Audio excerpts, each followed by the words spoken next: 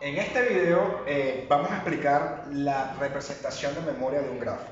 Es recomendable haber visto el video anterior donde se explica la definición matemática de un grafo. Ahora vamos a estudiar es realmente cómo funciona en memoria un grafo. Veamos lo siguiente. Tenemos el siguiente grafo. Acá está. Es un grafo dirigido y ponderado. Tiene sus respectivos pesos. ¿Qué sucede? A nivel de computación, nosotros necesitamos una estructura de datos que nos permita representar un grafo y hacer operaciones con él. Normalmente, la primera estructura que se estudia es la matriz de adyacencia. Esta estructura es bastante sencilla, es una matriz cuadrada de orden n por n, donde n es el número de vértices.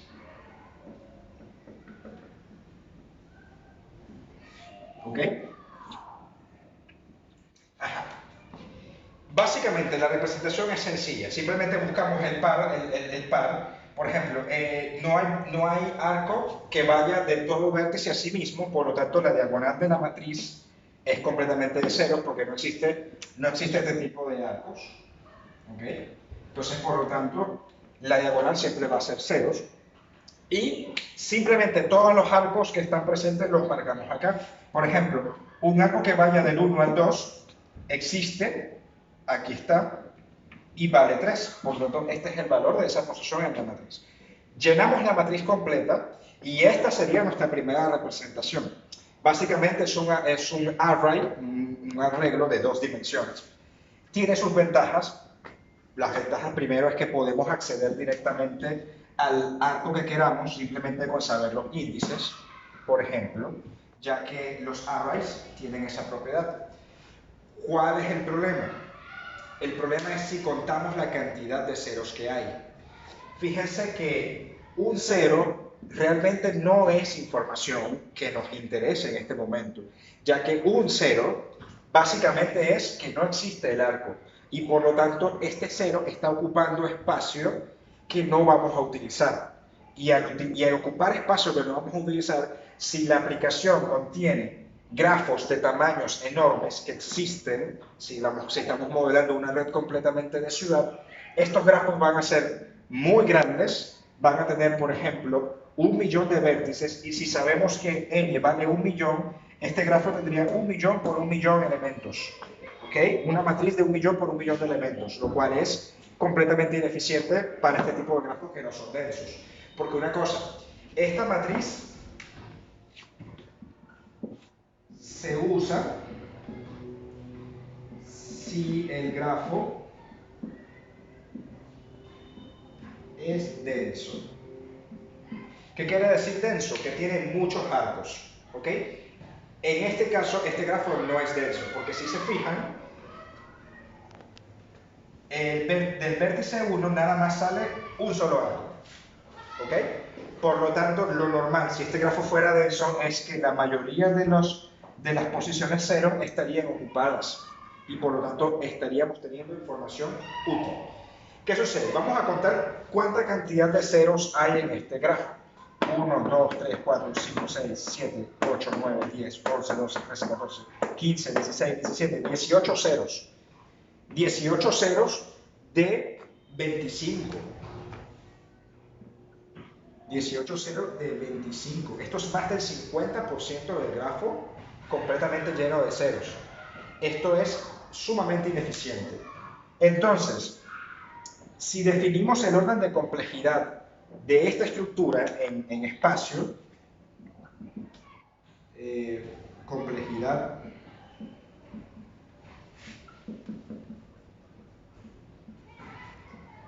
en espacio, tenemos que esta estructura siempre, en todos los casos, va a ser de orden cardinalidad de vértices al cuadrado. ¿Ok? Pero ya dijimos que el número de vértices es n. Entonces, por lo tanto, esta estructura es de orden n cuadrado. Siempre, en todos los casos.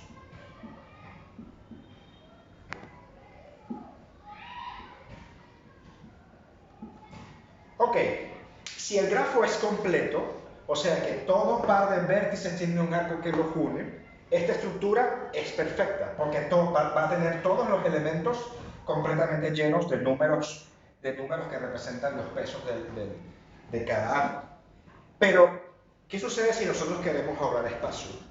Si nosotros queremos ahorrar espacio en nuestra memoria, no usamos esta estructura, usamos la estructura alternativa, que es la lista de adyacencia.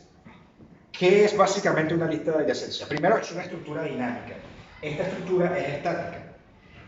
La desventaja de esta estructura es que si yo quiero agregar un vértice nuevo al arco, un vértice nuevo a este arco, literalmente voy a tener que desechar la estructura completa y crear una matriz nueva más grande, lo cual es un proceso que lleva tiempo y es ineficiente también. Mientras que en este caso no. En este caso, si yo quiero agregar un arco nuevo, simplemente elimino este nulo que está acá y agrego. Ajá, pero vamos a explicar cómo es la estructura. Tenemos un apuntador principal, que es el grafo como tal, que apunta siempre a una lista de vértices. Esta lista de vértices está así, de esta forma. Tenemos dos tipos de nodos. Estos nodos que están acá se llaman nodo vértice, mientras que estos tipos de nodos que están hacia abajo se llaman nodo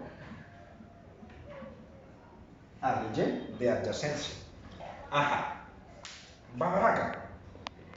¿En qué consiste esta representación? Tenemos los nodos vértices que contienen simplemente los elementos pertenecientes al conjunto de vértices. 1, 2, 3, 4, 5. Y tenemos tenemos nodos especiales por cada uno que representan las adyacencias. Por ejemplo, tenemos este arco que representa el arco que va de 1 a 2. Este elemento que está acá es el elemento B sub j del arco. Y este que está acá es el peso.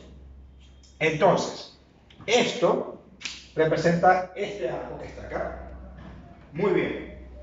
Y lo mismo para todos los elementos. ¿Qué sucede con esta estructura? Esta estructura es muy buena.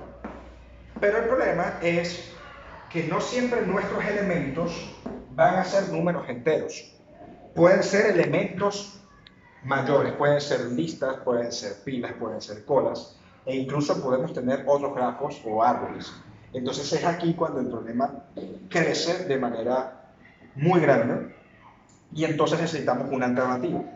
La alternativa es la siguiente: sustituir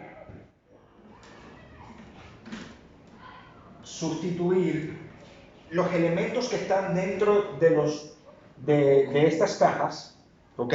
Que se supone que es el vértice B sub j, sustituirlo por un apuntador. En este caso, esto debería apuntar al nodo 2. ¿Ok? Entonces, al sustituir por un apuntador, literalmente en memoria tenemos simplemente el número 2 una sola vez. Mientras que tenemos un apuntador que, valga la redundancia, apunta hacia él. Entonces, lo mismo para todos los demás. Este apunta al vértice 3, entonces colocamos nuestra flecha apuntando al vértice 3. Este apunta al vértice 4, entonces colocamos una flecha apuntando al vértice 4. Este apunta al vértice 1, entonces una flecha al vértice 1. Y lo mismo para todos los demás. Vértice 4, vértice 5, vértice 3. Y tenemos nuestra nueva estructura de datos, que es la misma lista de adyacencias, solo que ahora tenemos apuntadores por todas partes. ¿Qué ventaja tiene esta sobre la otra? Bueno, que no estamos repitiendo información. Ahora, si estudiamos a fondo lo que es la memoria a nivel de lenguajes de programación, nos vamos a dar cuenta de que si estamos usando tipos de datos básicos como floats o enteros, esta representación va a ser un poco más ineficiente, ya que los apuntadores pesan lo mismo que un float, aproximadamente. Entonces, ¿qué sucede? Por ahora se va a usar esta representación a nivel teórico, pero no necesariamente, si el tipo de datos es básico, no necesariamente esta representación va a ocupar menos memoria. ¿Ok? Ajá. Ahora, Vamos a estudiar esta representación a nivel de complejidad. Por ejemplo, su complejidad en espacio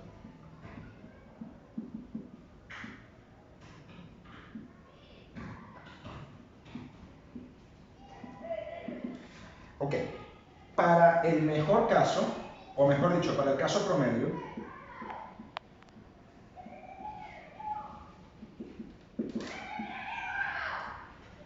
es omega vértices más arcos, ¿ok? Donde cardinalidad de A lo vamos a llamar n y cardinalidad de B la vamos a llamar n. Entonces podemos sustituir esto por un orden n más n. Esto en el caso promedio, ¿ok? Por lo tanto usamos la notación omega que representa una cota inferior más no superior. ¿Qué sucede? Si este grafo es completo, va a ser equivalente a la matriz de adyacencia. ¿Por qué? Porque va a tener todos, absolutamente todos, los arcos acá y va a tener orden n cuadrado. Entonces, en el peor caso,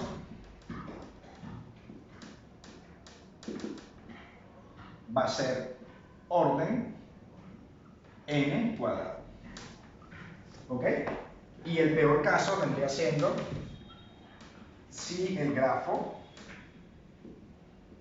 es completo. Ok, muy bien. Ahora, ¿qué ventajas tiene esta estructura sobre esta y qué desventaja tiene esta sobre esta? En cuanto a ventaja, tenemos la memoria, ocupa menos memoria que esta, pero perdemos tiempo, perdemos capacidad de tiempo, porque en la matriz de adyacencia, si tenemos el arco 2, 4, yo puedo acceder directamente al arco, o sea, lo permite un array, un vector lo permite. El problema es que acá no. Acá para yo acceder al arco 2, 4, yo tengo que iniciar por acá, buscar el 1, luego seguir recorriendo la lista, llegué al 2 y ahora busco el arco. Y aquí está. Por lo tanto tenemos un recorrido lineal, a diferencia de este que era un recorrido constante a la hora de buscar un arco. Entonces, literalmente tenemos una complejidad en tiempo más alta. Pero de resto, esta estructura sigue siendo muy utilizada. No es la mejor estructura de datos. La mejor estructura de datos para un grafo es debatible. Sin embargo, existen otras estructuras como por ejemplo tablas hash, que también sirven para representar grafos, pero van fuera del alcance de este curso.